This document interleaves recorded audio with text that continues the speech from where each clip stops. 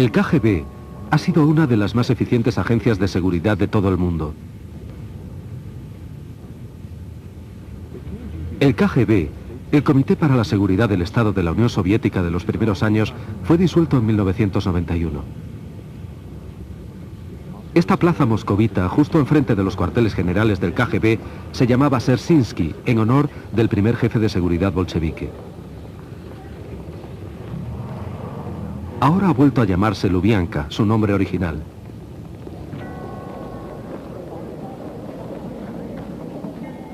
Sin embargo, incluso en la actualidad, KGB es sinónimo de secreto, terror y perversidad. Esta organización soviética para la seguridad ha utilizado distintos nombres durante sus más de 70 años de existencia. Ha sido una institución poderosa y opresiva, temida por toda la población soviética. Las investigaciones sobre el pasado del KGB nos han proporcionado luz acerca de su siniestra existencia.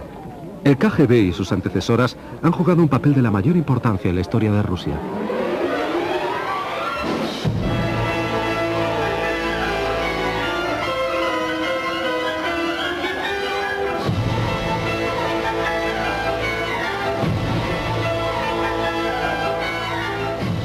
La historia del KGB. Los primeros años.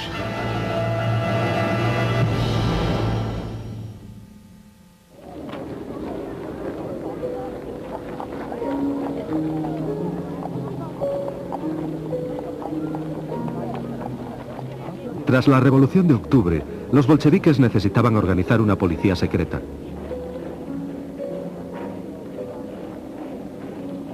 Su partido era pequeño e impopular y parecía obvio que podría perder el poder tan rápidamente como lo había conseguido.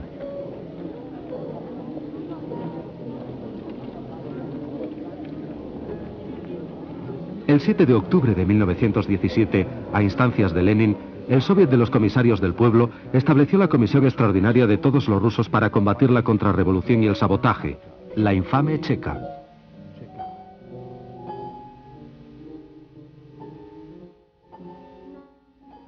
Félix Dzerzhinsky fue nombrado presidente de la misma.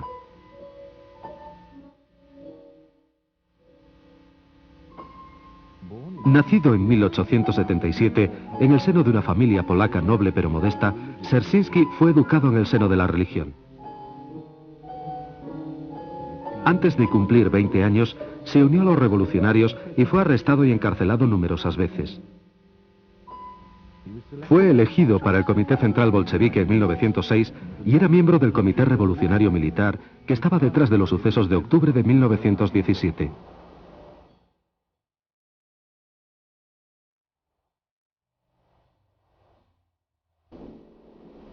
Dzerzhinsky creía apasionadamente que la causa bolchevique debía triunfar a cualquier precio.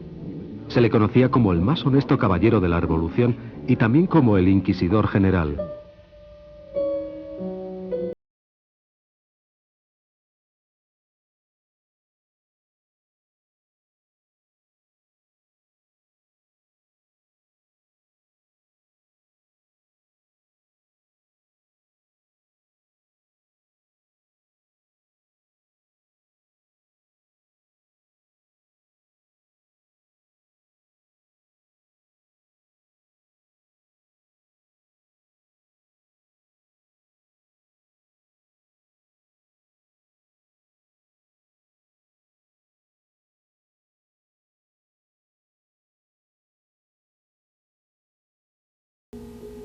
Y Martin Latsis.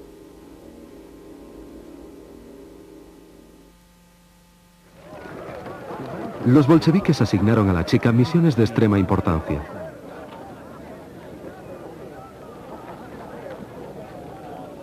Rusia esperaba que la Asamblea Constituyente definiera y estableciera la base de un nuevo sistema político.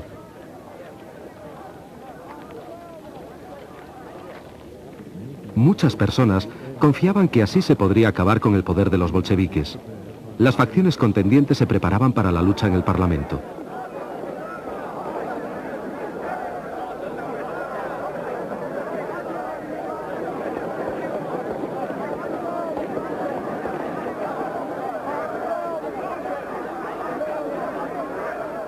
Pero los bolcheviques no tenían intención de renunciar al poder en favor de la asamblea legalmente elegida. En diciembre de 1917, los agentes de la Checa arrestaron a los miembros de la Unión para la Defensa de la Asamblea Constituyente.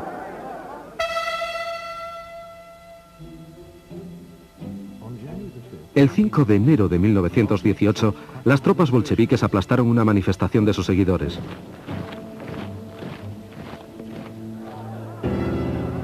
La asamblea se reunió en el Palacio Tauride.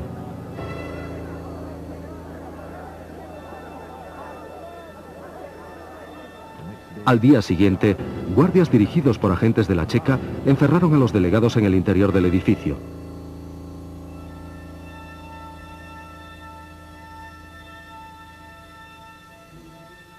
Esa noche, dos delegados, Andrei Singariov y Fidor Kokoskin, que habían sido arrestados anteriormente, fueron brutalmente asesinados por guardias rojos borrachos.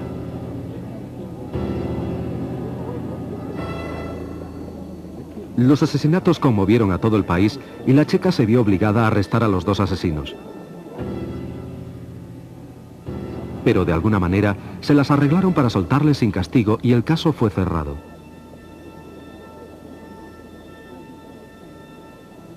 Este incidente representó una muestra de los sucesos que a continuación iban a desarrollarse. Poco a poco, la Checa adquirió una gran soltura en manipular a las multitudes y causar muertes violentas. Pero la situación de los bolcheviques era precaria. En febrero de 1918, la República Soviética estaba al borde de la derrota militar. Petrogrado estaba amenazado seriamente.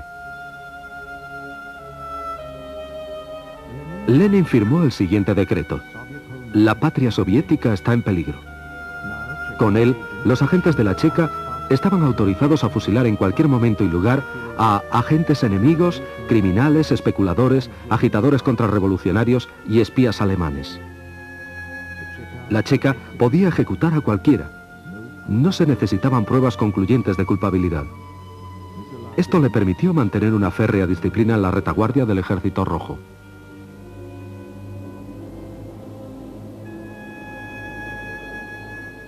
Algunos de los ejecutados eran criminales que no representaban ningún peligro para el régimen bolchevique. La gran mayoría eran oponentes políticos, un peligro mucho mayor para la revolución. El verano de 1918 fue un periodo particularmente violento en la lucha de los bolcheviques hacia el poder absoluto. Y una vez más, la Checa jugó un papel clave. El 4 de julio, se reunió en Moscú el quinto Congreso de los Soviets. La izquierda socialista revolucionaria, un partido político dirigido por María Spiridonova, criticó duramente a los bolcheviques.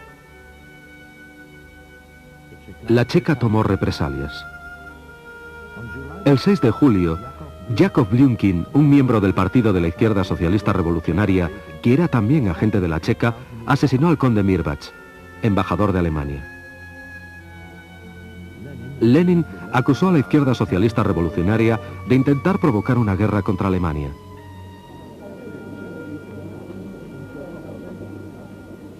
Cuando Dzerzhinsky intentó arrestar al asesino, se encontró con que algunos miembros de la Checa eran leales a la izquierda socialista revolucionaria y se negaron a obedecer sus órdenes. Él y otros jefes bolcheviques fueron arrestados. La lucha había comenzado.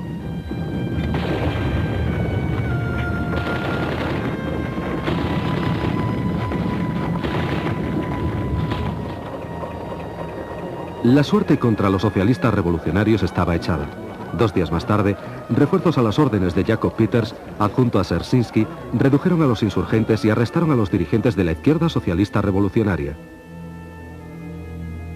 El asesino del embajador Mirbach tenía un largo futuro en la Checa.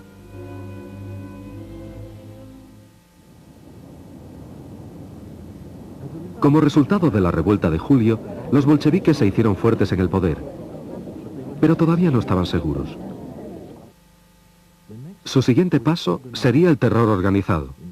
En palabras de Dzerzhinsky, un elemento absolutamente normal de toda revolución. Los bolcheviques esperaron a que se les presentara su oportunidad para lanzar el terror rojo. El 30 de agosto, Moisés Uritsky, presidente de la Checa de la región de Petrogrado, fue muerto. A Lenin le dispararon en Moscú y resultó herido. Los socialistas revolucionarios fueron acusados de ambos atentados.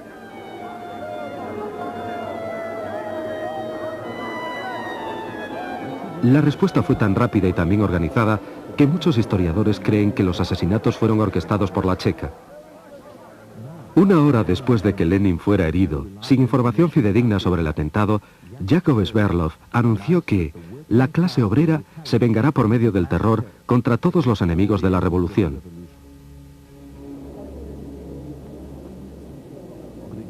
Gregory Zinoviev, presidente del Soviet de Petrogrado, dijo: la burguesía puede matar a varias personas.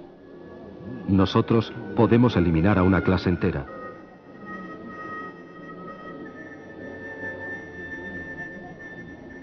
En Petrogrado, inmediatamente después de la muerte de Uritsky y de la declaración del terror rojo, 500 rehenes fueron fusilados. Una ola de ejecuciones barrió el país.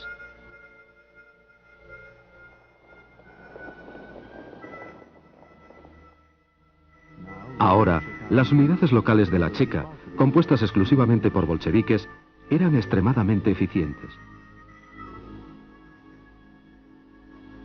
Gradualmente, la Comisión Extraordinaria para todos los rusos se introdujo en cada resquicio de la sociedad. Se abrieron oficinas hasta en las más pequeñas ciudades y las regiones más remotas.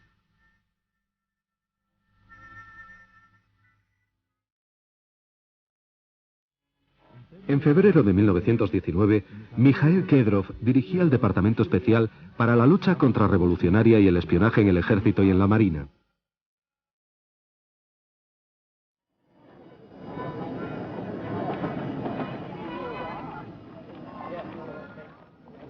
La Checa tenía ahora sus propias y grandes unidades militares. La lista de crímenes que la Checa podía reprimir a su libre albedrío había sido considerablemente ampliada. Ya casi no se conocían límites al extraordinario poder de la Checa.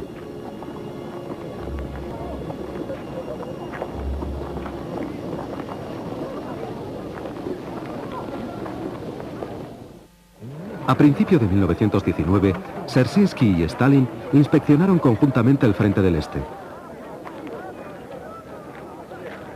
Estuvieron de acuerdo en la importancia de la policía secreta y se daban cuenta de su enorme potencial. Pero el miedo a la Checa no había conseguido paralizar todavía a los enemigos políticos de los bolcheviques. El 25 de septiembre de 1919, una potente bomba estalló en una céntrica calle de Moscú.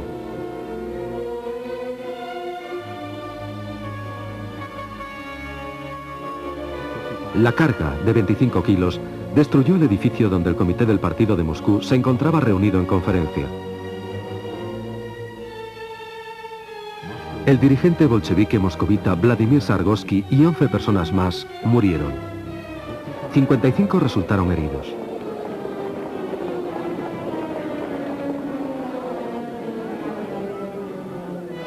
Trotsky y Kamenev ensalzaron a los muertos.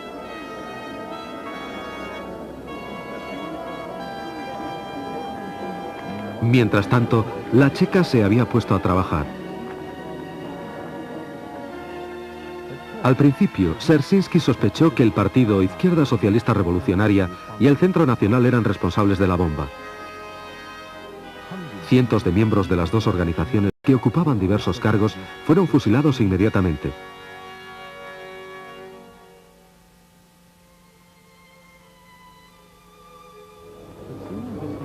Pero pronto, los investigadores a las órdenes del jefe de la Checa de Moscú, Vasily Mantsev, descubrieron que el encubierto movimiento anarquista había sido el responsable.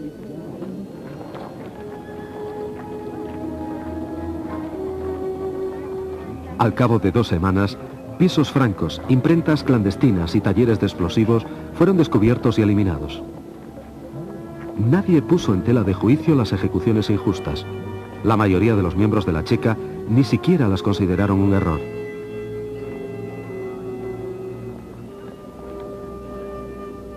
Incluso entre los bolcheviques, nadie se consideraba con las fuerzas suficientes para cuestionar a la Checa en público, aunque en privado comentaban que el eslogan «Todo el poder para los soviets» había sido cambiado por el de «Todo el poder para la Checa».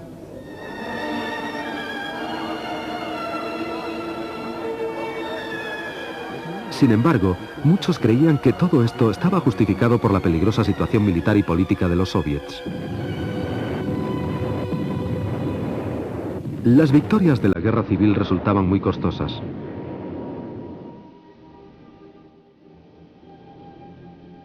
El descontento se extendía por todo el país y saltaba en cualquier lugar.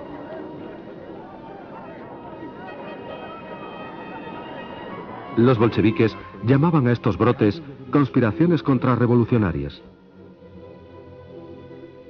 Lenin asignó nuevas e importantes misiones al férreo Félix, que aunque todavía dirigía la Checa, se había convertido además en comisario del pueblo para asuntos internos.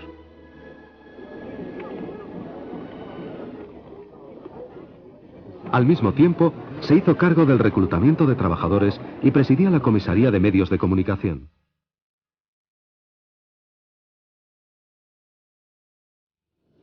Los guardias fronterizos fueron también subordinados a la Checa. Más tarde, Dzerzhinsky tomó parte en asuntos diplomáticos y se convirtió en miembro del comité científico. Todos los asuntos importantes del Estado eran controlados por su servicio secreto. Era obvio que los principales objetivos de la Checa no eran los enemigos de la clase obrera, sino cualquiera que se opusiera al bolchevismo. Desde 1918, los soviéticos requisaban los excedentes alimentarios de los campesinos. Unidades armadas especiales de la Checa, las unidades de los alimentos, se encargaban de esta misión y frecuentemente saqueaban todas las provisiones de un pueblo. Los que intentaban esconder trigo o pan eran ejecutados inmediatamente.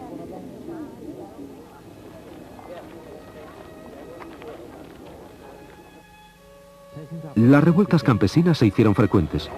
En 1920 y 1921, los campesinos de la región de Tambov, conducidos por Alexander Antonov, iniciaron una guerra de guerrillas contra los bolcheviques.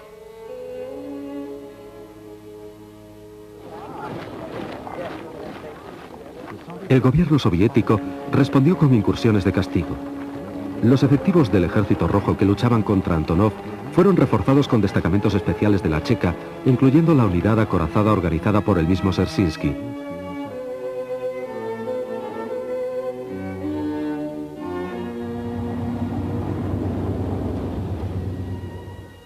Se tomaron como rehenes a las familias de los rebeldes. Se estableció una red de campos de concentración a través de toda la región. A los grupos de guerrilleros que no se rindieron se les exilió o fusiló.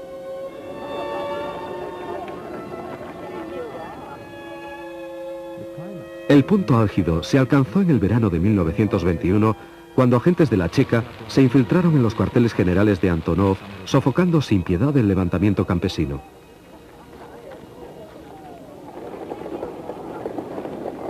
Ese mismo año, los bolcheviques reprimieron también la otra amenaza a su poderío, la revuelta de los marineros de la base naval de Kronstadt.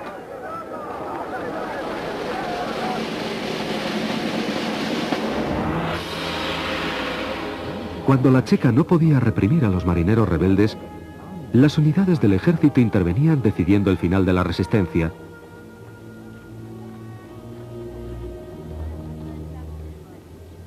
Y la Checa remataba el trabajo. Muchos rebeldes fueron fusilados, otros fueron encarcelados o exiliados.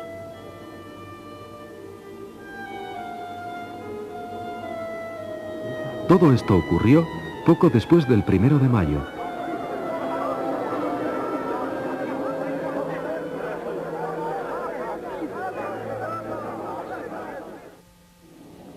En 1921, Rusia atravesó una espantosa hambruna que causó la muerte de 5 millones de personas. La gente de la región del Volga llegó a comer hierba. Como se ha demostrado, se llegó incluso al canibalismo.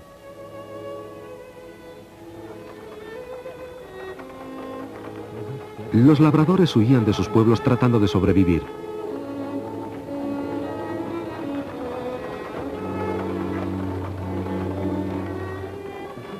El mundo civilizado estaba conmovido y se dispuso a prestar ayuda. Anatole France donó su premio Nobel para combatir la carestía. Se fundó la Administración Americana de Socorro para llevar alimentos a Rusia.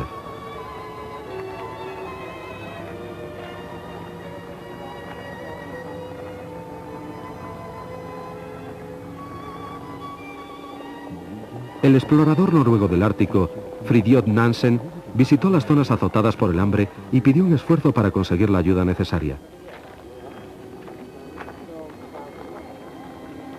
Pero la checa estaba convencida de que los esfuerzos de socorro solamente eran una excusa para espiar. Los miembros de la Administración Americana de Socorro eran constantemente vigilados por la checa, incluso en las reuniones oficiales.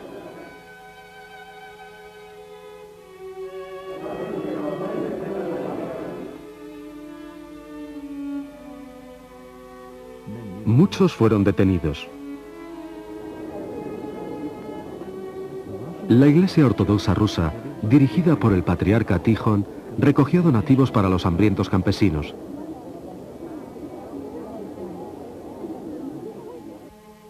Pero los bolcheviques temían que su autoridad fuera menoscabada y prohibieron los esfuerzos de la Iglesia. El gobierno soviético fundó entonces el Comité Estatal para el Socorro al Hambre. Este solicitó a la Iglesia que donara todos los tesoros que no fueran utilizados para los oficios religiosos.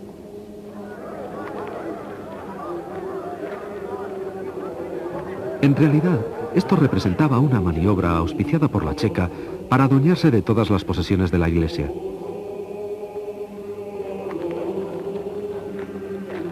El patriarca Tijón trató en vano de pedir ayuda al gobierno e intentó quejarse a Lenin de la tiranía de la checa. Él no conocía la carta de Lenin dirigida a todas las autoridades locales, apremiándoles a cerrar todas las iglesias y matar a tantos clérigos como fuera posible.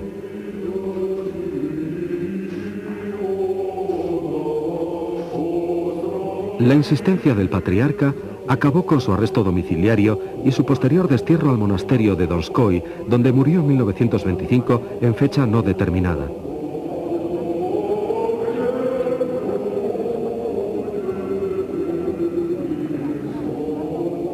Desde aquel momento, la Iglesia Ortodoxa quedó prácticamente controlada por el Estado. Tras 8 años de dominio bolchevique, la mayoría de las iglesias habían sido desacralizadas o destruidas.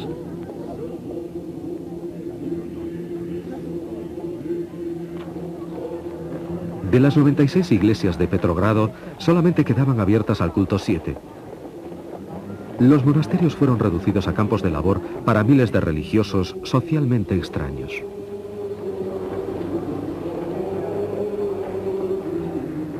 La tesorería del Estado absorbió los bienes de la Iglesia, valorados en millones de rublos oro, pero que sin embargo no fueron utilizados para aliviar el hambre. Los bolcheviques favorecieron otras empresas. Un tren especial de la Checa fue enviado desde Moscú a Siberia. Transportaba a agentes dirigidos por el mismo Dzerzhinsky para requisar alimentos. Sus ayudantes estaban autorizados para recolectar provisiones por cualquier procedimiento y llevarlas a la Rusia europea.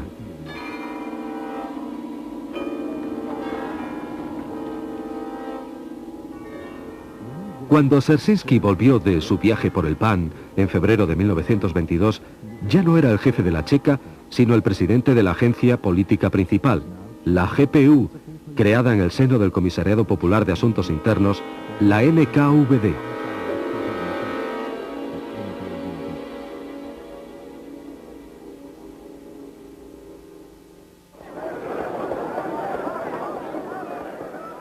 Cuando la guerra civil terminó, los bolcheviques deseaban proclamar que los poderes extraordinarios de la Checa ya no eran necesarios. La administración política era lo más importante.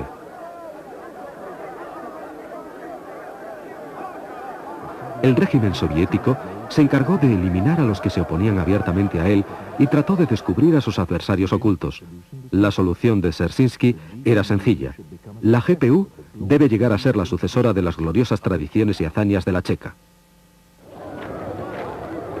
En el verano de 1922, preparó un juicio contra los dirigentes de los socialistas revolucionarios encarcelados.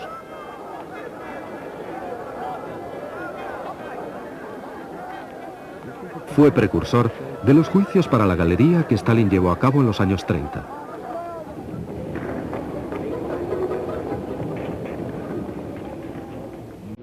Georgi Piatakov presidió el juicio.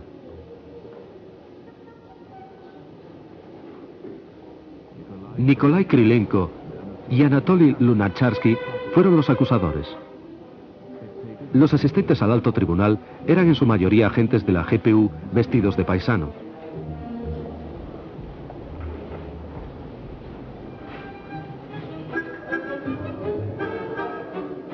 La GPU se había preparado meticulosamente para el juicio. Algunos acusados fueron inducidos a declararse culpables, implicando a sus antiguos camaradas, miembros del Comité Central Socialista Revolucionario. Dos provocadores, Grigori Semyonov y Lidia Konopleva, se habían infiltrado en este grupo de colaboradores. Nikolai Bukharin, que era el defensor, estaba virtualmente controlado por la acusación.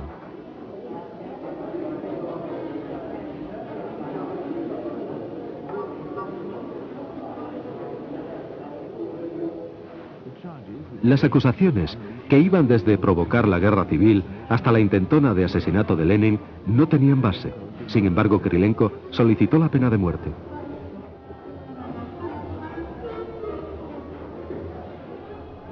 Las cosas no resultaron, sin embargo, como habían sido planeadas.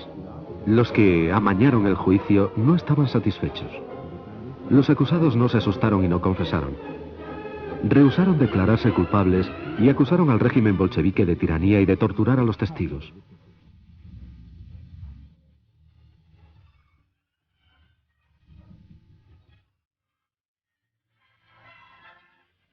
El gobierno no se atrevió a sancionar la pena capital. Lev Kamenev sugirió que la ejecución fuera demorada indefinidamente y que los 12 socialistas revolucionarios fueran encarcelados de por vida.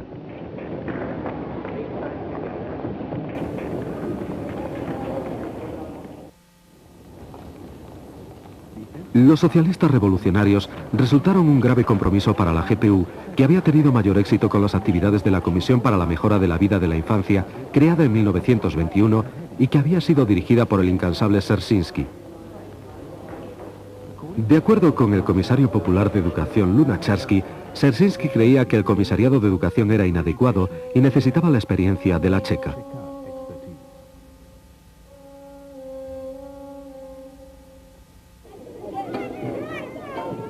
El problema era extremadamente serio. Las represalias de la guerra civil y las migraciones forzosas habían dejado un número impresionante de huérfanos. Había 6 millones de niños sin hogar ni familia vagando por los caminos de Rusia y aglomerándose en sus ciudades.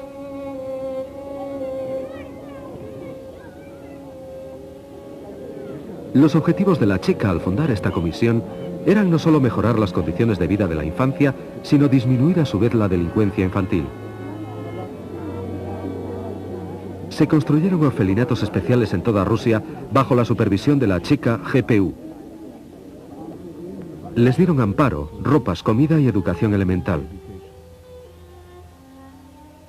Pero lo más importante era que los niños pasaban a estar controlados.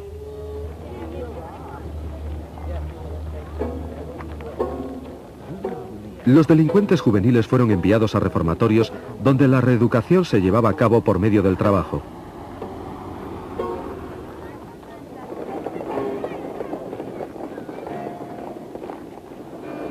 El reformatorio más famoso se llamaba Félix Dzerzhinsky y estaba dirigido por Anton Makarenko.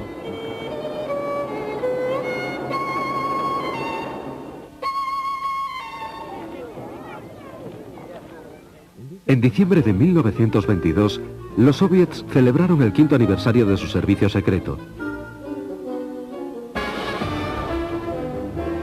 Los mejores soldados de la GPU desfilaron en la Plaza Roja y se celebró una gran fiesta en el Teatro Bolshoi, en la cual Mikhail Kalinin se dirigió al público con estas palabras. La humanidad entera debe estar agradecida a la Checa, declaró. La primera insignia de oficial de honor de la Checa fue otorgada a Dzerzhinsky. Días después, cuando se reunió el primer congreso de los soviets de la recientemente creada Unión Soviética, El Comité Central del partido decidió cambiar el nombre del servicio secreto una vez más. La GPU se convirtió en la OGPU, la Agencia Política del Estado Unificado.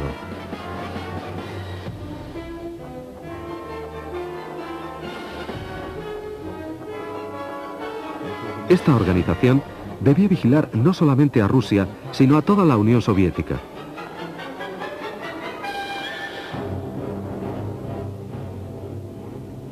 Dzerzhinsky llegó a formar parte del gobierno soviético. Desde aquel momento en adelante, las principales cabezas de la policía secreta pasarían a situarse en las más altas instancias de todos los organismos del Estado y del partido. En 1923, la OGPU tenía numerosos adversarios fuera de la Unión Soviética.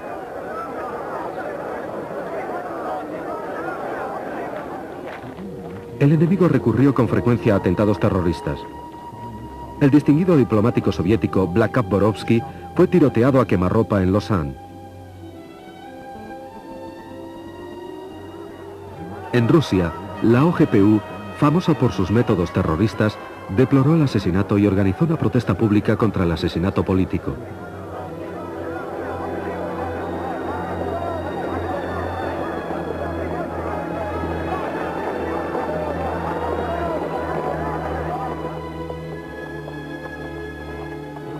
A partir de 1922, a Occidente le resultaba muy difícil estar a la altura del servicio secreto extranjero de la OGPU, dirigido en aquel momento por Mikhail Triliser.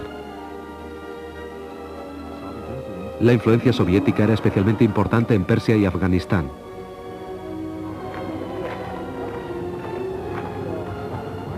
Pero el principal objetivo de la OGPU estaba dentro de la propia Unión Soviética.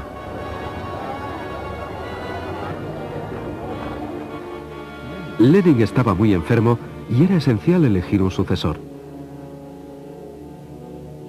Al mismo tiempo que las luchas internas del partido se hacían más intensas, Lev Trotsky, Nikolai Bukharin, Lev Kamenev,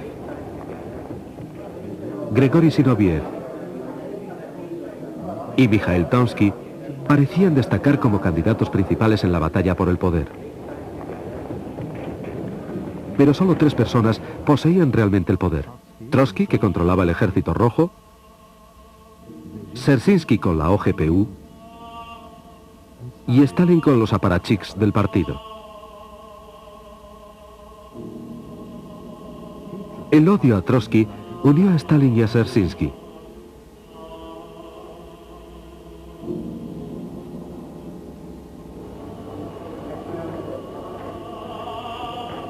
En diciembre de 1923, Dzerzhinsky llegó a decretar que los seguidores de Trotsky eran enemigos del partido, sin lugar alguno posible en la OGPU.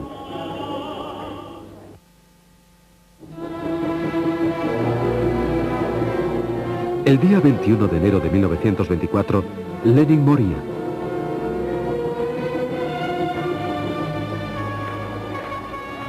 Durante los 6 días siguientes, mientras la muchedumbre soviética lloraba al dirigente bolchevique, el Comité Central del partido decidía quién se haría cargo del poder en el futuro. Dzerzhinsky presidía la comisión del funeral de Lenin.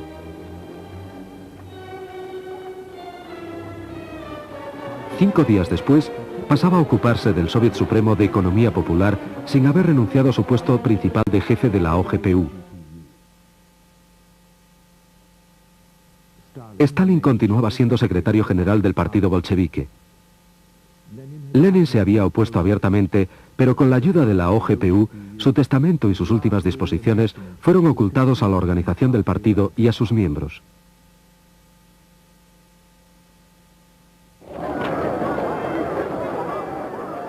En 1924, esta agencia política se había convertido en una institución muy bien organizada, con cientos de miles de empleados, tanto oficiales como secretos, un gran número de servicios y departamentos y una gran cantidad de soldados que aventajaban a la mayoría de las unidades del Ejército Rojo, tanto en equipos como en entrenamiento.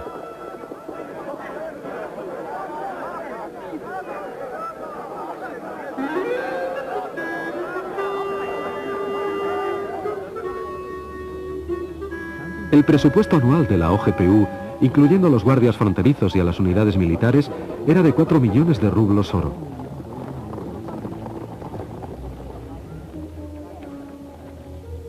El servicio secreto extranjero tenía un presupuesto de 3 millones de dólares. Los agentes de la OGPU disfrutaban de lujosos apartamentos y tenían acceso a tiendas especiales bien surtidas de artículos de calidad. Los miembros de la OGPU se consideraban como un grupo de escogidos, un Estado dentro del Estado. Al mismo tiempo, tenían directrices especiales para efectuar propaganda política entre las masas y tener estrechos contactos con ellas para reforzar la autoridad de la OGPU.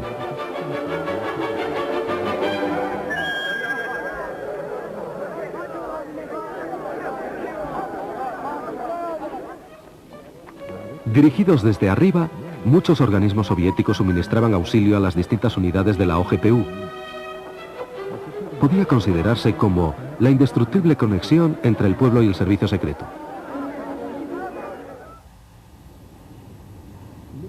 El generoso apoyo financiero y la gran experiencia permitieron al servicio secreto soviético llevar a cabo diversas operaciones que fueron coronadas por el éxito. Una de las más famosas fue la detención en 1924 de Boris Savinkov, un viejo y duro enemigo de los soviets. Savinkov era miembro de la organización militar de los socialistas revolucionarios. Había vivido en el exilio desde 1918, esperando que a los bolcheviques les cambiara la suerte. La OGPU comenzó la cacería de Savinkov. Entre 1921 y 1924, cientos de personas fueron arrestadas y acusadas de asociarse con él. Algunos traicionaron al jefe de los socialistas revolucionarios. Pero no se podía conseguir que Savinkov mordiera el anzuelo y volviera al territorio soviético. No, hasta que le fue ofrecida la jefatura de una organización secreta ficticia. El jefe del contraespionaje de la OGPU, Artur Artusov, supervisó la operación, cuyo nombre secreto era Sindicato 2. El agente de la OGPU, Andrei Fedorov, viajó al extranjero simulando ser un antibolchevique.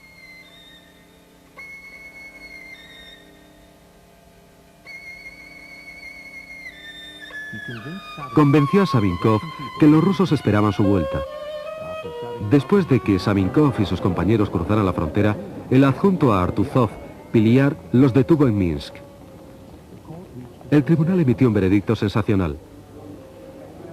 Savinkov no fue ejecutado, sino condenado a 10 años de prisión.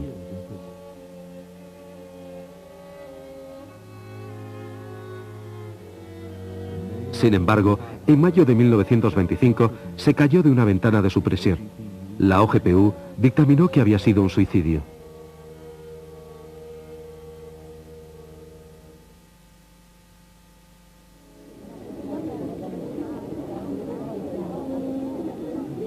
A lo largo de 1925, Stalin reforzó su posición.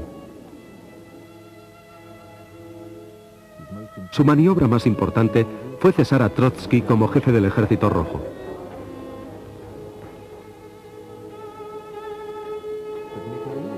Pero Mijael Frunze, su sucesor, demostró que era demasiado independiente y poderoso para el gusto de Stalin. Ese mismo año, Frunze moría convenientemente durante una operación de cirugía. Se le había avisado de que no se operase, un hecho que nunca fue mencionado en los informes médicos que siguieron a continuación. Había existido una clara conexión entre la policía secreta y médicos corruptos. El mando del Ejército Rojo fue asignado a Kliment Voroshilov, que era acérrimo y leal seguidor de Stalin. Voroshilov había sido uno de los primeros agentes de la Checa.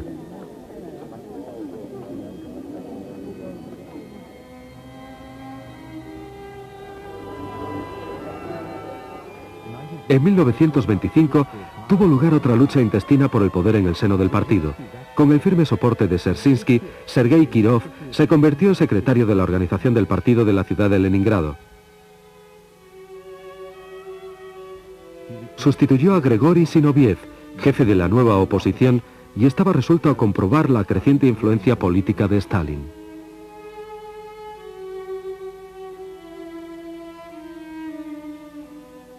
Muchos historiadores creen que en sus últimos años de vida, Dzerzhinsky recelaba cada vez más de Stalin. No obstante, su última aparición pública fue en apoyo del secretario general.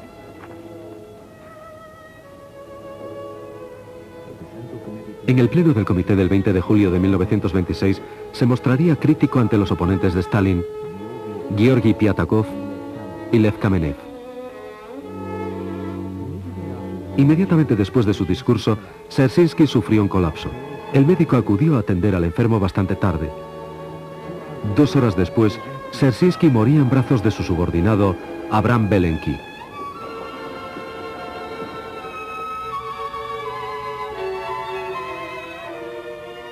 El funeral de Dzerzhinsky representaba una ocasión importante para los bolcheviques. Fue la última vez que los dirigentes del partido estarían juntos. El puesto de cada uno de ellos en la Guardia de Honor representaba su influencia política. Cuando enterraron a Dzerzhinsky, los bolcheviques dijeron adiós no solo a un camarada, sino también a una época. El periodo que más tarde fuera denominado como la época del terror revolucionario romántico había terminado.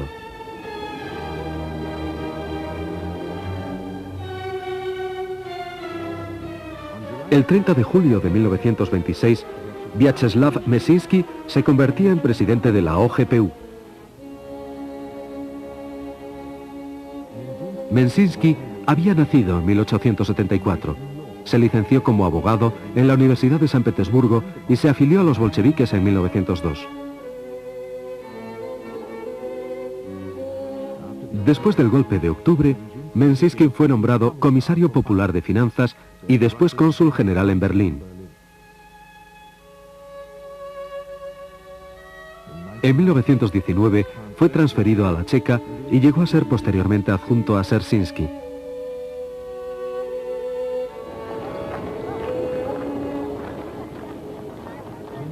Meszynski era muy diferente de sus colegas. Provenía de la inteligencia, era experto en física, química, le gustaba la astronomía y hablaba 20 lenguas. Era también un caballero, lo que parecía ser un serio inconveniente para una persona de su posición. Trotsky lo describió como un hombre en la sombra. Pero eso era justamente lo que Stalin necesitaba. El nombramiento de Meszynski hizo que Stalin pasara a ser dueño absoluto de la OGPU. El segundo al mando de Meszynski, Genrikh Yagoda, llegó a convertirse en una herramienta en manos de Stalin.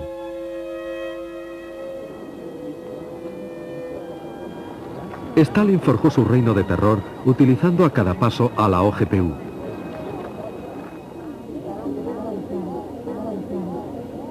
El país estaba en vías de industrialización.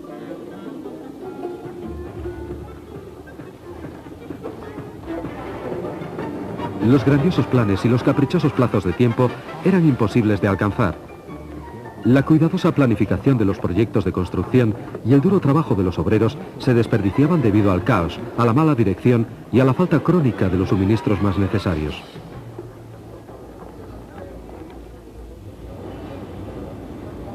El partido no podía acusar de ello a sus ineptos e inexpertos directores rojos. En su lugar, los bolcheviques buscaron otras cabezas de turco. La OGPU encontró una solución. El desarrollo industrial era lento debido al sabotaje de los especialistas burgueses, etiqueta que fue colocada a los ingenieros veteranos que no tenían un pasado bolchevique. Un grupo de ingenieros experimentados de la cuenca carbonífera del Donetsk fue detenido en 1928, acusados falsamente de actividades contrarrevolucionarias. El caso Shatki, elaborado por la OGPU, fue uno de los primeros juicios para la galería.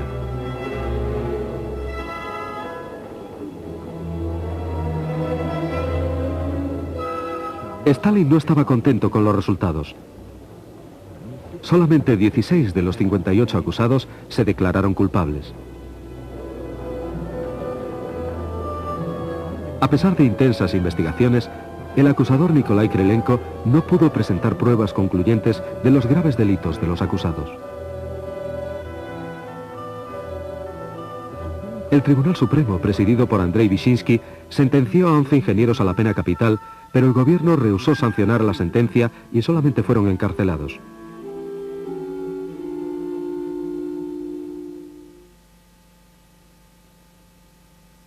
Durante 2 años, Krylenko y la OGPU montaron un nuevo caso. Ahora aparecieron saboteadores en todas las industrias soviéticas. Todas las empresas fueron purgadas. Todos los miembros de la oposición del partido y aquellos que no tuvieran un pasado proletario estaban perdidos. Juzgados en tribunales populares, eran remitidos a las comisiones de la OGPU y enviados a campos de trabajo y de concentración. La Comisión Central de Purgas estaba dirigida por Jakov Peters.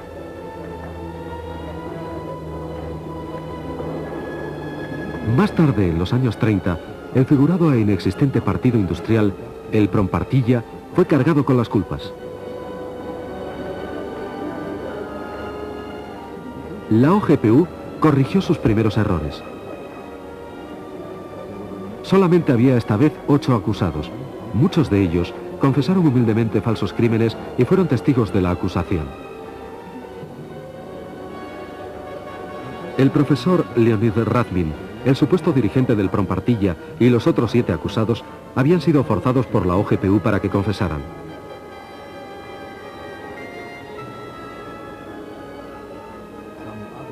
Algunos otros acusados menos cooperantes habían sido ejecutados.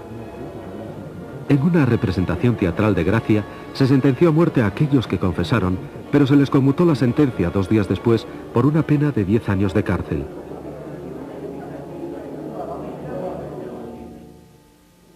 Al mismo tiempo, los campesinos rusos fueron sometidos a duras represiones. La primera etapa de colectivización que Stalin llevó a cabo comenzó en 1928.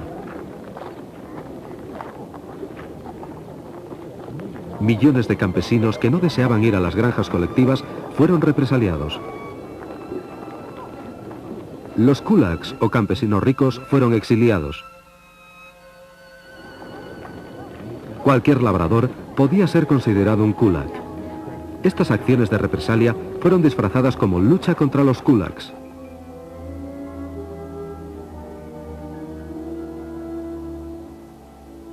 Los pueblos fueron abandonados. Las prisiones estaban abarrotadas. Stalin concibió un nuevo plan: utilizar a trabajadores forzados para construir el socialismo. Los convictos serían utilizados hasta el agotamiento total y después serían desechados. Las prisiones y los campos controlados por el Ministerio de Justicia estaban administrados por la OGPU. Este fue el origen del infame Gulag, la administración de los campos principales. Genrikh Yagoda fue su primer dirigente.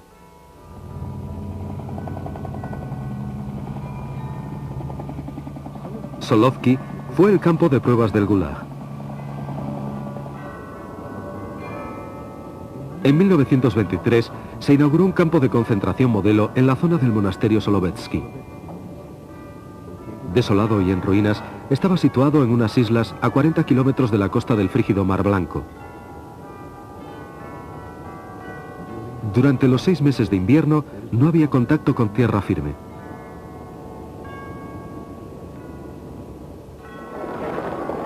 Los internos eran humillados y maltratados, castigados y torturados.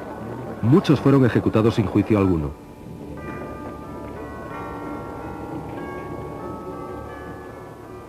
Los principios económicos en que se basaba el Gulag fueron puestos a prueba en Solovki: conseguir el máximo esfuerzo de trabajo al mínimo costo.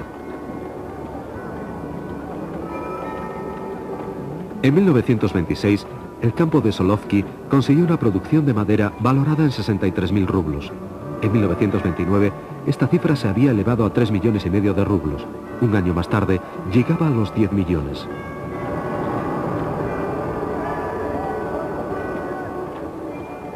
El número de convictos pasó de 3.000 en 1923 a 50.000 en 1930.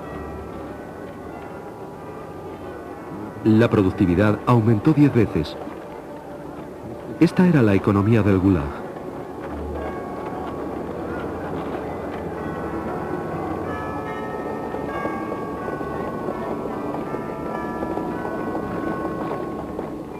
Pero la empresa maderera, incluso a escala gigantesca, no tenía un gran impacto político. Stalin deseaba un proyecto monumental que se pudiera llevar a cabo fácilmente y a poco costo, que arrojara unos resultados impresionantes.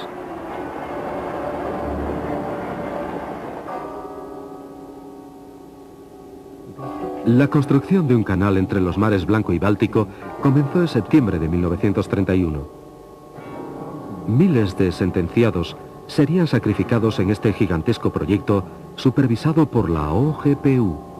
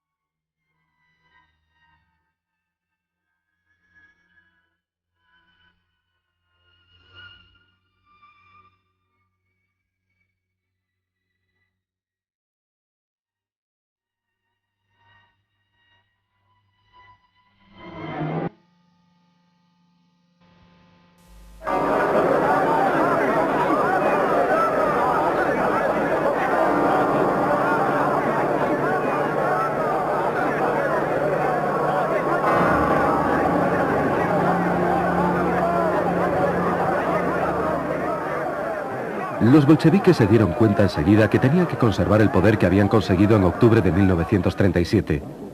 Los nuevos gobernantes de Rusia crearon una comisión extraordinaria para prevenir la contrarrevolución. Fue conocida con el nombre de la Checa, el escudo y la espada del gobierno soviético. Al cabo de una década, toda la resistencia había sido aplastada. Los que no estaban de acuerdo con el nuevo régimen fueron muertos, forzados a emigrar o deportados a campos de concentración. Para conseguir las ambiciosas metas de Stalin, Rusia debería pagar un precio muy elevado. Su visión del socialismo requería el trabajo de millones de esclavos.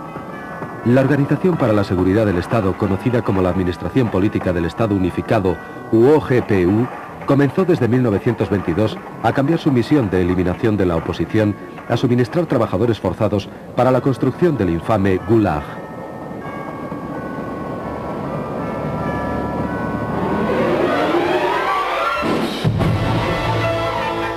La historia del KGB.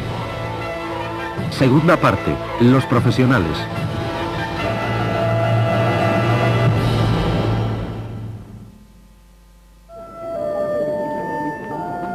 El primer gran proyecto de la OGPU, un canal entre los mares Blanco y Báltico de poco valor práctico, debía demostrar al mundo el impresionante potencial soviético. El canal de Belomor cruzaba el árido terreno de la Rusia del Norte.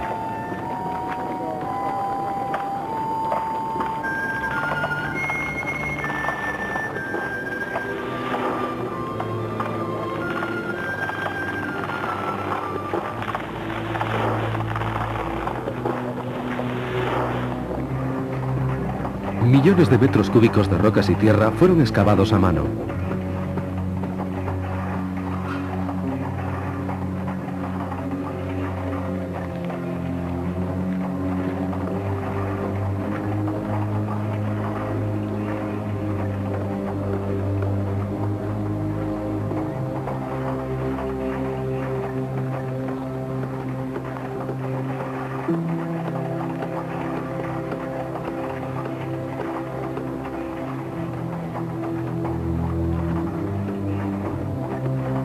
Docenas de diques y pantanos fueron construidos en menos de 20 meses. Incluso los noticiarios cinematográficos oficiales fueron testigos de estos horrores. Alexander Solzhenitsyn estimó la mortandad de los trabajadores forzosos en 1 millar de personas al día. Al cabo de un año, un número enorme de obreros había perecido, solo para ser sustituidos a continuación.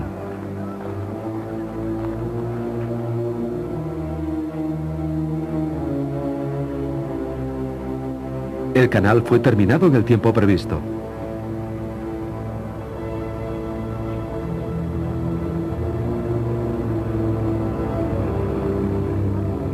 Los dirigentes de la OGPU se lo comunicaron orgullosamente a Stalin antes de la celebración del 1 de mayo de 1933.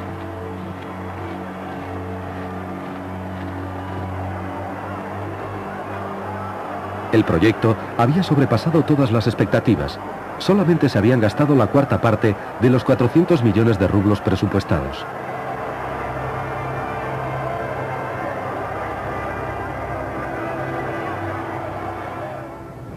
En julio, Stalin, Voroshilov y Kirov viajaron a lo largo del canal de Belomor.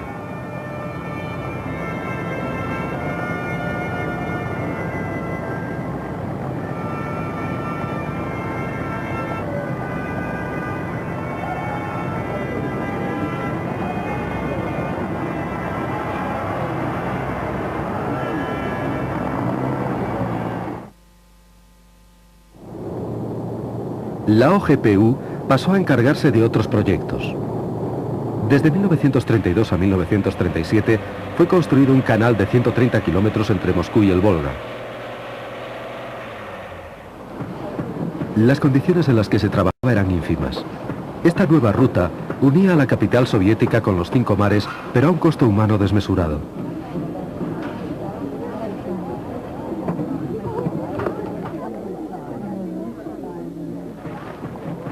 La construcción ferroviaria se hizo posible gracias a los trabajos forzados.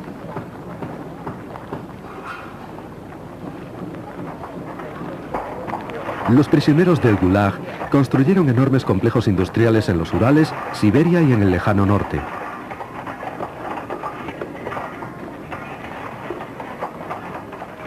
Los convictos ayudaron a construir el metro de Moscú, una maravilla de la ingeniería.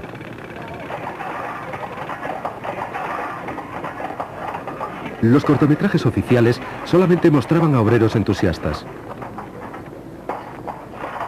Las revueltas llamaban poco la atención. En 1933, las condiciones de trabajo infrahumanas provocaron huelgas que fueron sofocadas por la OGPU.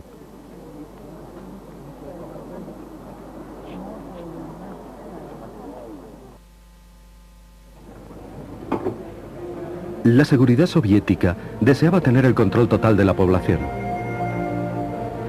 La emisión de pasaportes domésticos en 1932 fue uno de los primeros pasos.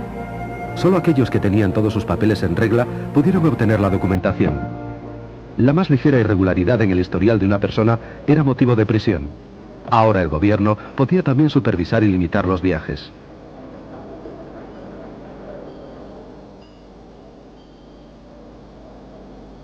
No contentos con esto, se realizaron todos los esfuerzos posibles para regular el pensamiento y los sentimientos de la población soviética, en particular los de la inteligencia. Lenin había desdeñado la inteligencia llamándola más o menos basura. Desde los primeros días de la revolución en este estrato social había estado constantemente vigilado por la Checa. Los científicos, artistas, filósofos y escritores fueron los primeros en sufrir el exilio, la encarcelación y la ejecución.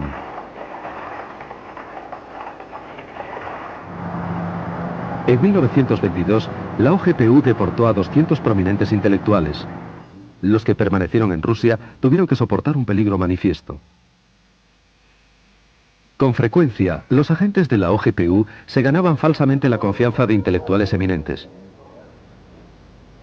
Por ejemplo, en 1921, el agente Yakov Agranov se hizo pasar por amigo del poeta Nikolai Gumilyov mientras apañaba una acusación contra él. Gumilyov fue denunciado por traidor y fusilado.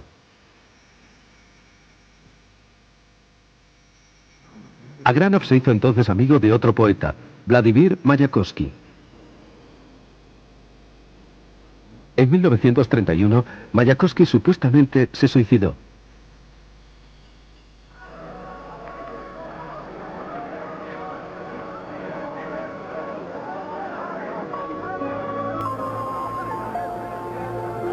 Todavía existen muchas dudas acerca de la muerte de otro genio de la literatura, Sergei Yesenin.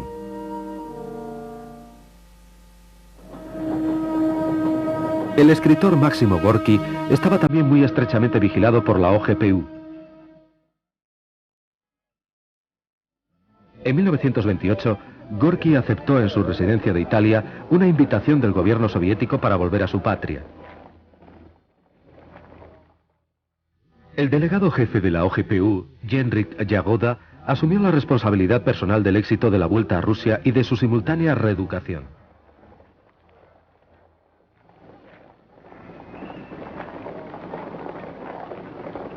Todas las apariciones públicas de Gorki fueron preparadas por la OGPU.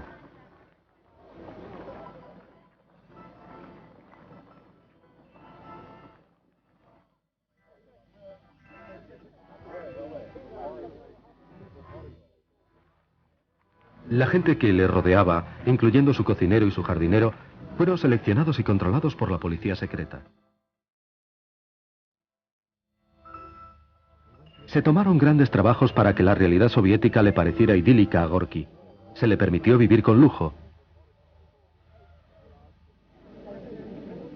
Stalin dio, en su honor, su nombre a buques, calles y ciudades, y le ofreció destacados puestos oficiales, incluyendo el de comisario de la educación. Stalin esperaba que Gorki le manifestara su gratitud escribiendo un libro que alabara al dirigente soviético. De hecho, el régimen soviético ya había sido elogiado por algún eminente escritor occidental invitado a la Unión Soviética, entre ellos Bernard Shaw y Henry Barbus. Misteriosamente, Barbus falleció de repente en Moscú poco después que se publicase su libro en el que alababa a Stalin.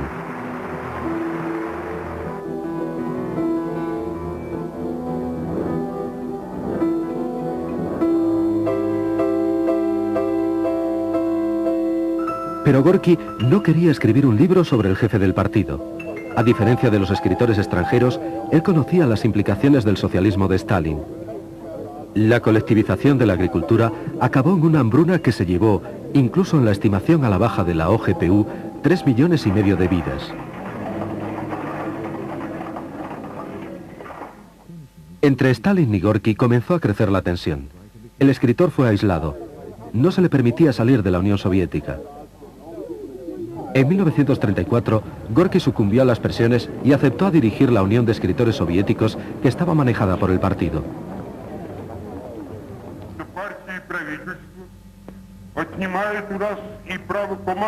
El partido y el gobierno hacen que no sea precisa la necesidad de que unos manden a otros. En su lugar, nos garantiza el derecho a la enseñanza. Enseñar significa intercambiar experiencias, solo eso.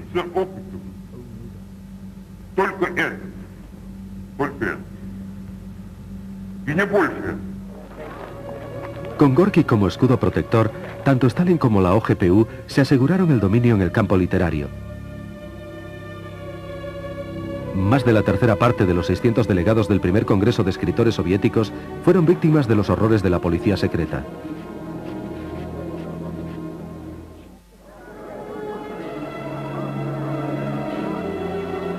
En 1936, Gorki murió. De acuerdo con las fuentes oficiales, la negligencia de sus médicos fue la causa de su muerte, pero los historiadores opinan que la culpa fue de la OGPU. Stalin y la policía secreta atribuían regularmente la responsabilidad de sus crímenes a personas totalmente inocentes. 1934 fue un año de cambio. A principios se celebró el 17º Congreso del partido. Más tarde fue llamado el Congreso de los Vencedores, en el que, por supuesto, había existido unidad interna y ausencia de disensión. El Congreso fue un éxito para Stalin y su camarilla, pero no había sido un éxito fácil. La elección del Comité Central del partido fue por votación secreta. Sergei Kirov, apoyado por los obreros, obtuvo la mayoría. Se emitieron 4 votos contra Kirov y 289 contra Stalin. Estas cifras fueron ocultadas al Congreso.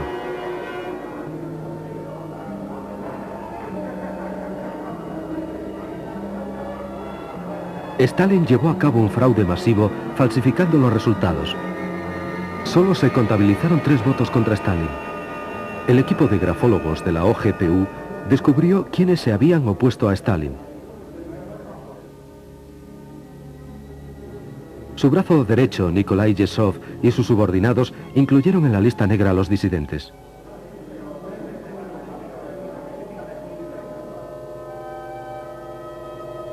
Poco tiempo después, el presidente de la OGPU, Vyacheslav Mesinsky, murió. Fue enterrado con honores. Su equipo y muchos miembros del partido sospecharon que había sido envenenado por su adjunto, Yagoda. Stalin acusó de la muerte de Mesinsky a los seguidores de Trotsky. Genrikh Yagoda fue nombrado nuevo presidente. En 1934, Yagoda tenía 43 años. De aprendiz de grabador, había llegado a convertirse en un revolucionario profesional. Su boda con la nieta de Yakov Sverdlov le había asegurado un rápido ascenso en la jerarquía del partido. Se había afiliado a la Checa en 1920. Como adjunto de Mesinsky, había supervisado todas las operaciones domésticas de la OGPU. Stalin nunca puso en duda la lealtad de Yagoda. Este recibió el control no solo de la OGPU, sino también de la policía, de la Guardia Fronteriza, de los campos de concentración, prisiones y bomberos, todos ellos subordinados a una organización de reciente creación. El Comisariado Popular de Asuntos Interiores, la NKVD. La información pública acerca de las actividades de la NKVD estaba restringida. Se efectuaron llamamientos recabando el apoyo popular para la NKVD.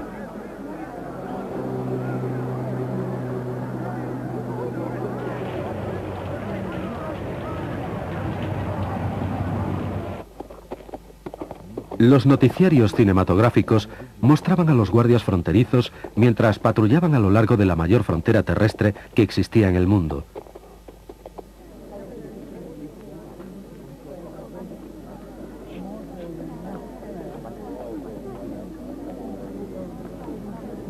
Todas las demás actividades permanecían secretas.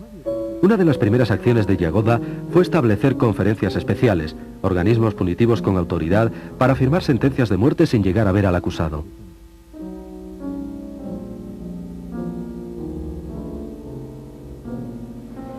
Las conferencias especiales fueron denominadas justicia de ametralladora.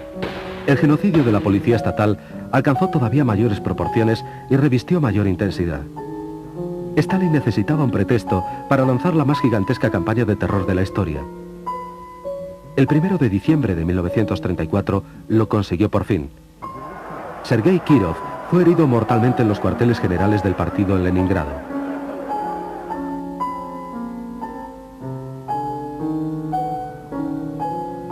Inicialmente, su muerte fue atribuida a un demente asociado con un grupo imaginario de saboteadores. Pero de hecho, el asesinato fue llevado a cabo por la sección de la NKVD de Leningrado, siguiendo órdenes de Stalin.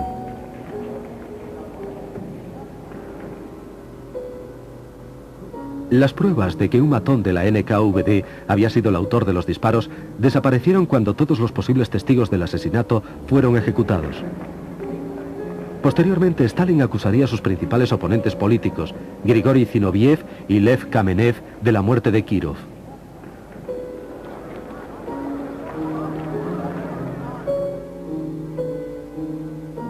El 15 de enero, ambos fueron juzgados y sentenciados a 5 años en los campos de trabajo, aunque no existían pruebas de su culpabilidad.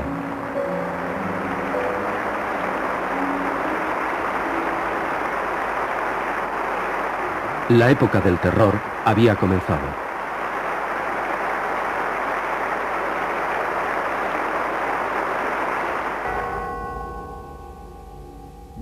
En 1936, el secretario del Comité Central del partido, Nikolai Yezhov, comenzó a preparar el primer juicio de Moscú.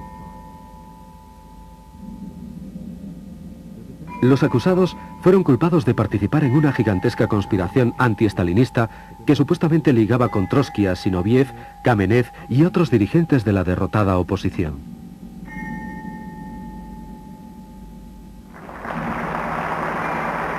El juicio de agosto de 1936 terminó con la pena de muerte para todos los acusados.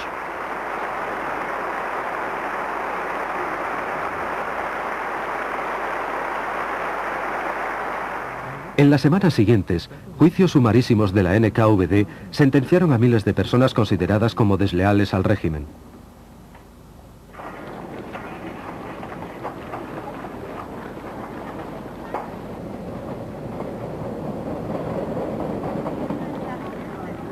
Muchos comunistas extranjeros que vivían en la Unión Soviética fueron arrestados.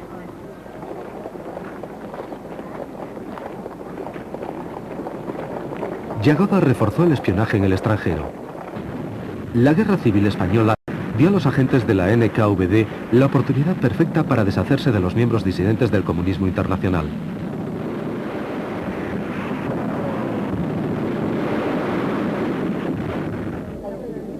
Aquellos comunistas extranjeros que se habían opuesto a Stalin y que temerariamente habían marchado como voluntarios a luchar en España fueron identificados y secretamente ejecutados durante las hostilidades. En la segunda mitad de 1936, obedeciendo una orden de Stalin, la NKVD se preparó para el segundo juicio de Moscú.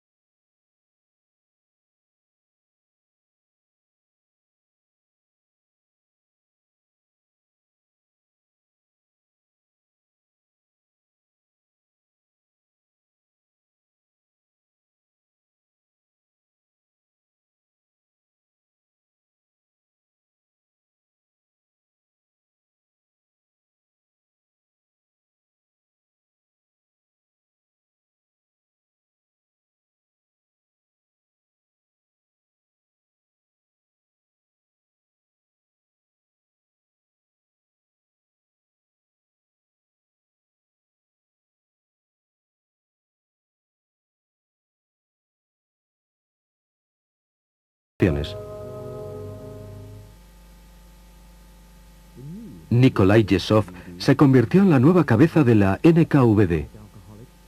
Un alcohólico crónico, estaba físicamente incapacitado, era patológicamente cruel y tenía pasión por cantar.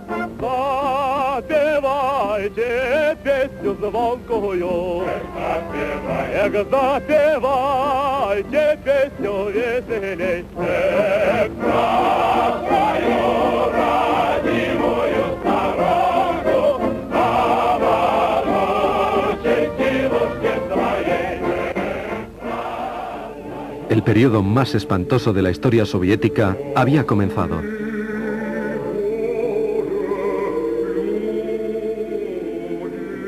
El viejo equipo dirigente de la NKVD se convirtió en la primera víctima de Yakov.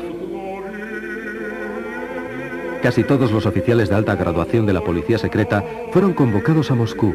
No regresarían jamás. Yesov diezmó los cuadros del servicio secreto militar soviético. En 1937, el legendario viejo alias general Grishin, alias Jan Bersin, jefe de la administración del Servicio Secreto Militar del Ejército Rojo, que estaba prestando servicio en España, fue llamado a la Unión Soviética, donde fue ejecutado. Al mismo tiempo, la NKVD eliminó a docenas de sus propios espías. Cadáveres sin identificar fueron encontrados en los oscuros callejones de París, Génova y otras ciudades. En junio de 1937, el terror golpeó al alto mando del Ejército Rojo. Los más distinguidos oficiales de alta graduación, Tukhachevsky, Yakir, Uborevich, Eidemann, Kork y otros, fueron acusados de conspiración antisoviética y ejecutados. Menos de un año después, los oficiales que juzgaron a Tukhachevsky y a sus compañeros fueron a su vez eliminados. El jefe supremo de la Fuerza Aérea, Yakov Alnis,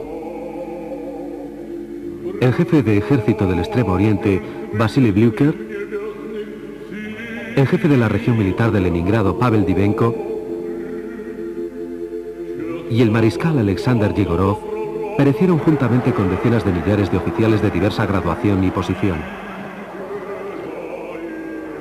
El éxito de esta purga fue celebrado en una reunión para conmemorar el 20º aniversario del aparato de seguridad soviético, que había comenzado con la Cheka, continuó con la OGPU y estaba ahora encarnado en la NKVD. El acontecimiento se conmemoró el 20 de diciembre de 1937 en el Teatro Bolshoi.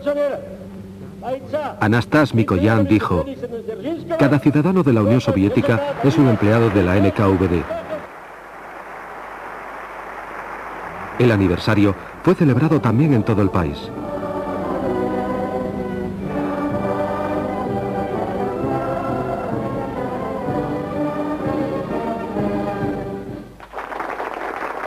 Yesov fue galardonado con la Orden de Lenin. Unidades militares, empresas industriales e incluso maquinarias fueron llamadas en su honor.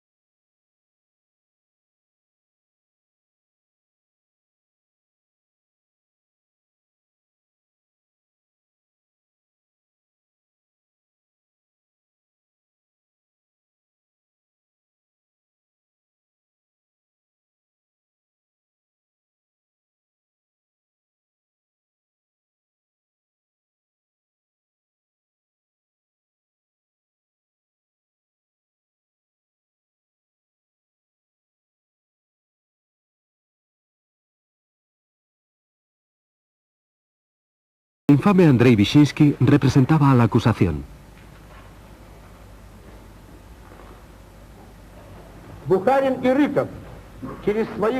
Bukharin, Rykov y sus cómplices han estado suministrando sistemáticamente información a diversos servicios secretos extranjeros.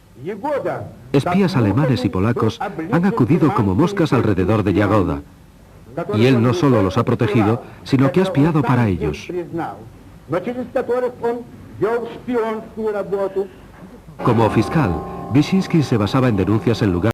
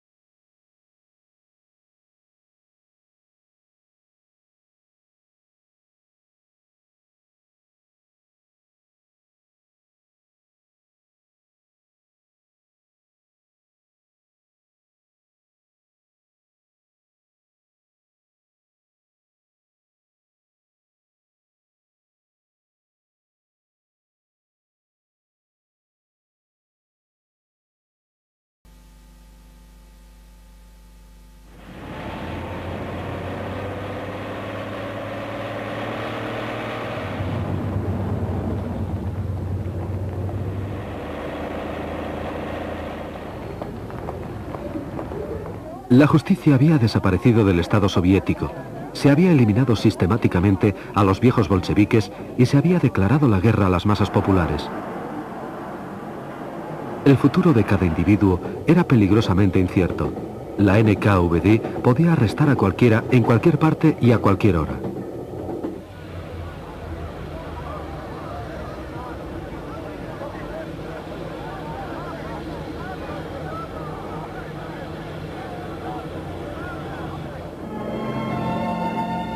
Mediante una ley promulgada en 1935, a partir de los 12 años de edad, se podía aplicar a los ciudadanos responsabilidades criminales y penales.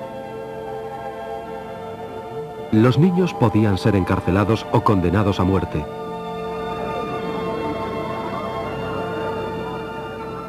Los horrores de la política de terror de Yezhov fueron denunciados en Occidente. Romain Rolland criticó el encarcelamiento de los niños.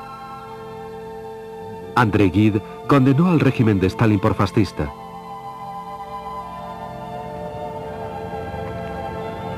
Incluso Herbert Wells, que siempre había simpatizado con la causa soviética, no pudo ya seguir emitiendo juicios favorables a la misma. Pero Stalin todavía tenía aliados. Leon Feuchtwanger, que visitó la Unión Soviética en 1937, escribió una oda al dirigente soviético. Mi primera impresión es la de que Stalin es una persona sencilla. El pueblo soviético no solo le respeta, sino que le adora. Nadie podría tener más mérito para ser el representante de 170 millones de personas.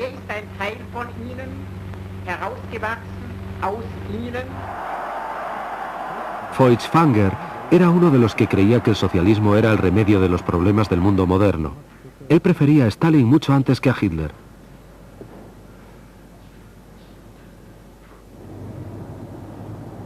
Stalin se había convertido en el auténtico dueño de Rusia.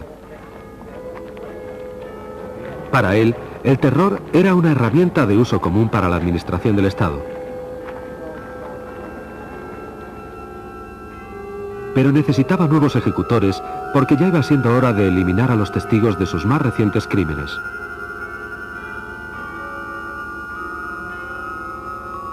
El 28 de julio de 1938, Laurenti Beria fue nombrado adjunto a Yezhov.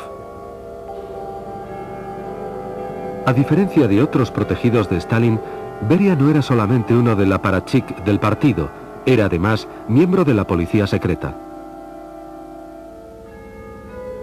En los años 20, su falsedad, insidia y fenomenal energía permitieron a Beria labrarse una rápida carrera en la Checa de Georgia.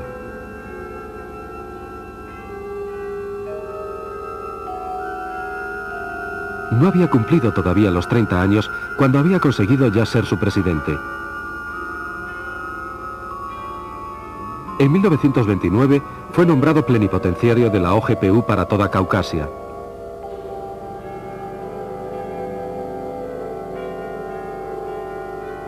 Stalin coincidió con él durante unas vacaciones en Georgia.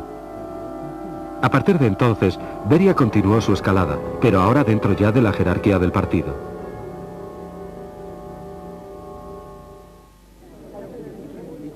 En 1931 fue nombrado primer secretario del partido en Georgia y en solo 5 años pasó, en palabras de Stalin, a establecer el orden propiamente dicho en la República.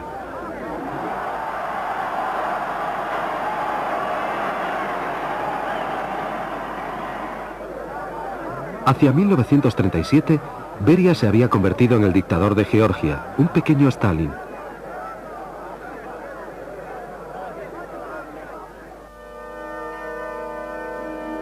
Se deshizo de todos sus oponentes, entre ellos del favorito de Stalin, Néstor Lakova, dirigente de la autonomía de Abjasia.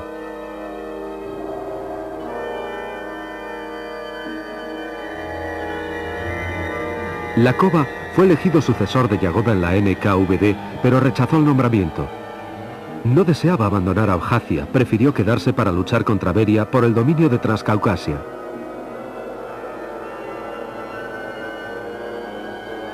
En 1936, Beria le envenenó en el curso de una comida.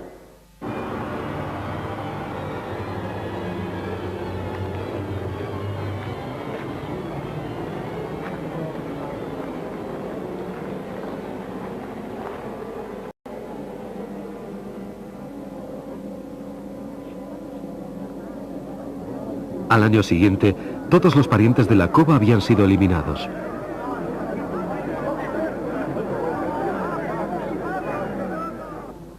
Cuando Stalin llamó a Beria a Moscú, este fue a verle sin ningún tipo de vacilación.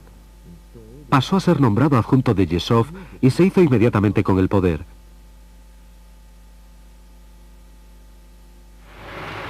El 9 de diciembre de 1938, la prensa anunció su nombramiento como jefe de la NKVD. Yesov, como su predecesor Yagoda, fue denunciado y desapareció, así como los miembros de la NKVD que habían estado a sus órdenes, los mismos gloriosos hijos de la madre patria, como recientemente habían sido llamados en el Kremlin.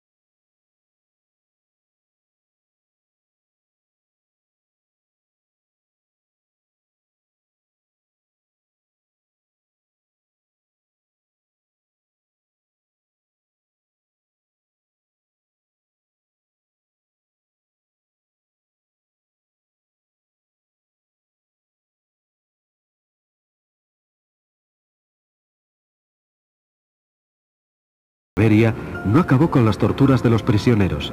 Beria participaba en ellas personalmente. Calladamente, los camiones encargados del reparto del pan se llevaban los cadáveres de los que habían perecido al crematorio.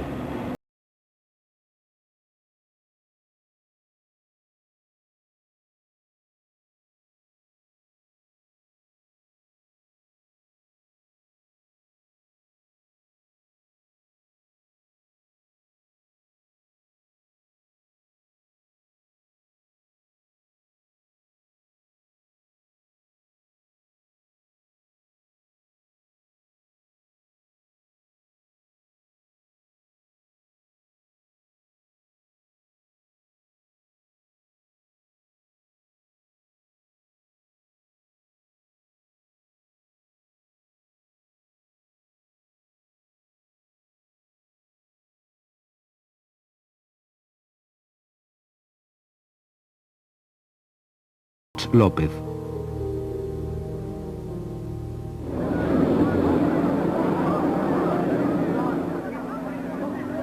En agosto de 1940, la NKVD comenzó a purgar a los estados bálticos recientemente anexionados, Estonia, Letonia y Lituania. En octubre, todos los sospechosos de albergar sentimientos antisoviéticos fueron exiliados.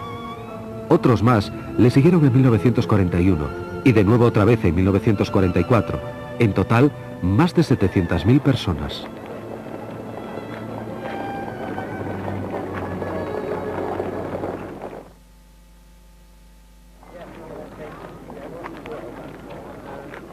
La Unión Soviética estaba al borde de la guerra.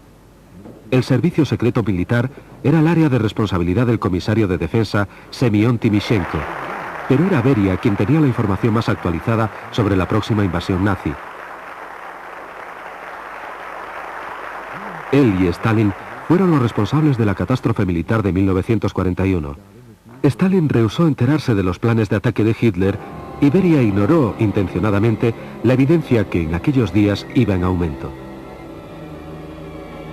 Incluso pocas horas antes del asalto nazi, Beria se quejaba ante Stalin de que los espías estaban tratando de sembrar el pánico.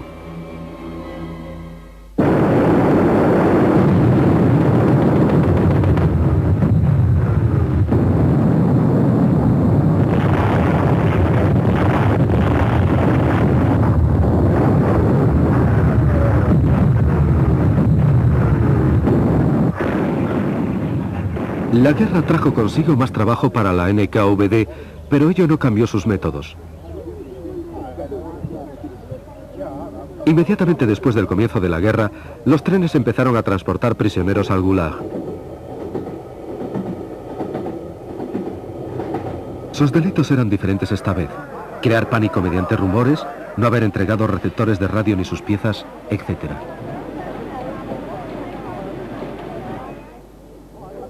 También se encarceló a soldados que habían sobrevivido a asedios.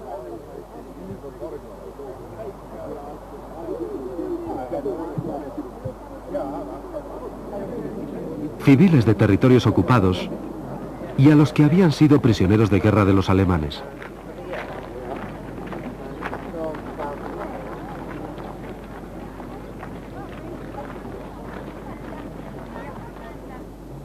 Grupos étnicos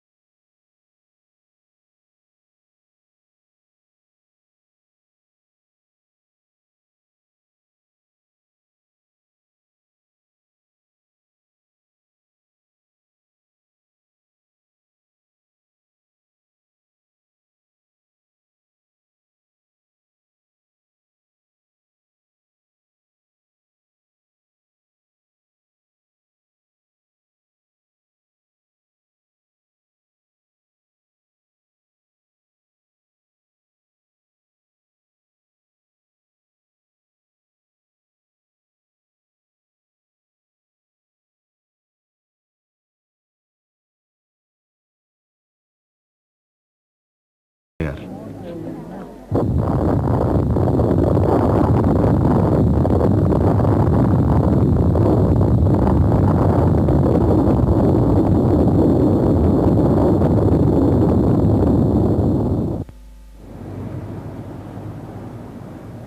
El terror continuó con la ayuda de los fieles subordinados de Beria. Dekhanosov, Goglidze y Merkulov. Se hicieron planes para otra nueva purga, en parte para suprimir al Comité Judaico Antifascista. Después de la invasión nazi, Stalin convocó una reunión de los representantes del pueblo judío en Moscú. El actor Solomon Michoels, el escritor Ilya Ehrenburg y otros famosos intelectuales judíos habían solicitado a sus hermanos de todo el mundo que ayudaran a la Unión Soviética a luchar contra el nazismo. Su llamada fue escuchada. En Estados Unidos se creó el Consejo Judío de Ayuda a Rusia y fue encabezado por Albert Einstein.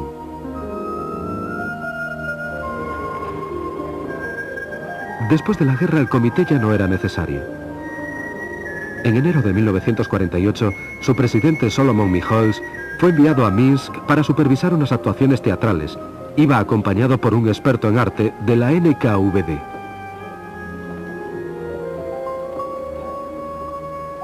Michoels nunca volvió de aquel viaje. Murió en un accidente de coche. Muchos otros miembros del comité fueron arrestados. Algunos murieron durante los siguientes 3 años de interrogatorios. El resto fueron ejecutados en 1952. En los últimos años 40, Beria se preparaba para ampliar su poder. Pero sus propósitos se vieron dificultados cuando su más íntimo aliado, Georgi Malenkov, perdió su puesto de secretario del Poder Central al tiempo que el favor de Stalin. En su lugar, fue ascendido Andrei Sedanov, que era el principal oponente de Beria. Con él, su ala política obtuvo puestos clave. Pero en 1948, Sedanov murió súbitamente y Malenkov volvió a su antiguo puesto. Juntos, Beria y Malenkov podían controlar a todos los miembros del partido y de esta manera dominar el país entero. Solamente Stalin tenía un poder mayor aún. Pero el 1 de marzo de 1953 sufrió un ataque al corazón y murió poco después en su dacha.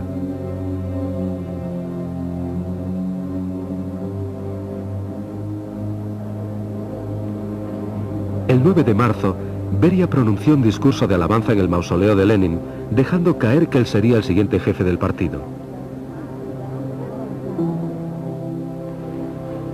Beria intentó consolidar su poder. Nombró a Malenkov presidente del Consejo de Ministros. A una sugerencia suya, el personal de la seguridad del Estado y la policía fueron unificados bajo el mando del Ministerio de Asuntos Exteriores, dirigido por Beria.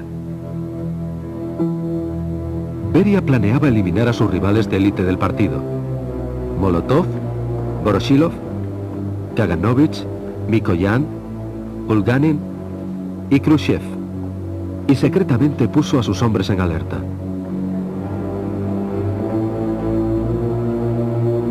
El plan falló.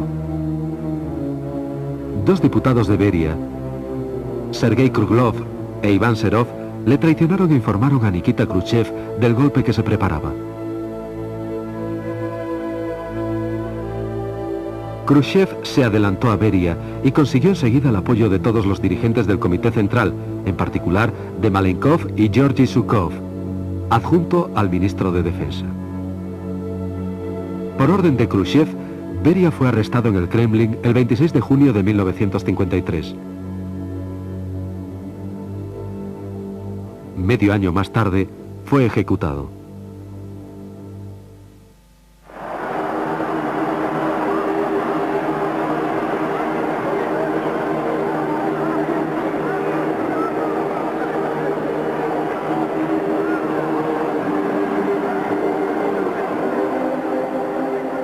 A los 3 meses, Khrushchev nombró a Iván Serov primer presidente de una nueva institución que llegaría a alcanzar renombre mundial: el Comité de la Seguridad del Estado, el KGB.